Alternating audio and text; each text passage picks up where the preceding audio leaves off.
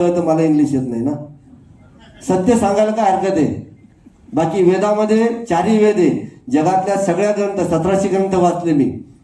फक्त इंग्लिश जास्त नाही शिकलो. तात्पुरतं येतं एअरपोर्टवर गेल्यावर वगैरे, काय असं एवढं अडाणी नाही मी. पण जे येत नाही ते स्वतः सांगायला शिका. लोक आपल्याकडचा अंधार सांगत नाही. ज्यावेळेस तुम्ही स्वतः सांगता ना मी कसा आहे, त्याच लोक म्हणतात अरे माणूस बरोबर आहे, खरं बोलतो. म्हणून आयुष्यात सत्य वागा. जेवढं येईल तेवढं सत्य वागा. काय 10% खोटं बोलाच. कारण प्रत्येक साधू संत सांगतो की सत्य बोलत जा, सत्य वागत जा. सत्याने वागले ना तर मेल्यावर तुम्हाला ते हारबीर घालून म्हणतील. आता मग अशी कुठतरी विषय झाला माझा की सत्याचा वाली परमेश्वर या कलियुगात असत्य बोलतो त्याचा विजय होतो. बरोबर ना. पण मरताना लक्षात ठेवा, जो स्वाभिमान तुमच्या इथं आहे ना, इथं जो आहे ना, म्हणून साधू संत म्हणतात मनापासून बोला. जर मी तुम्हाला विचारलं त्यांना फसवलं का, तो नाही नाही आईची शपथ काय काय ते बऱ्याच शक्ती आता फुकट झाल्या, बरोबर ना. पण घरी बसलो ना, इथं हात लावा, त्यावेळेस स्वतःला त्रास होईल की खरोखर मी फसवलेला आहे. ठीक आहे ना.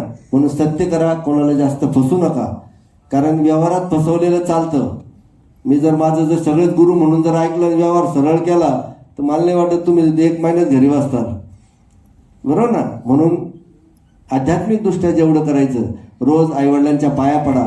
आपल्या माता भगिनींना सांगतो सगळ्यांनी टिकली लावायची आणि केस कधी मोकळे सोडायचे नाही. ग्रंथामध्ये लिहिलेलं आहे, जर तुमच्या कपाळाला टिकली नसली, गंध नसला आणि तुमचे केस जर देवाला लागले तर 35 वर्षानंतर तुमचे गुडघ्याचे हाडं हे ऑटोमॅटिक ठिसूळ होत जातील. ज्याला प्रूफ नसेल मी प्रूफ द्यायला तयार आहे. सगळ्या गोष्टीचे प्रूफ आहे. कारण माझं 5-5 वेळा PhD झालेलं आहे. पण मी साधा सिंपल राहतो. प्रोटोकॉल धरला तर मी इतकं माझ्याजवळ मी कोणाला बसू देणार नाही. पण ते उज्जैनला असल्यावर तिथं करावं लागतं. कारण सगळे मोठे मोठे संत मला बघत असतात.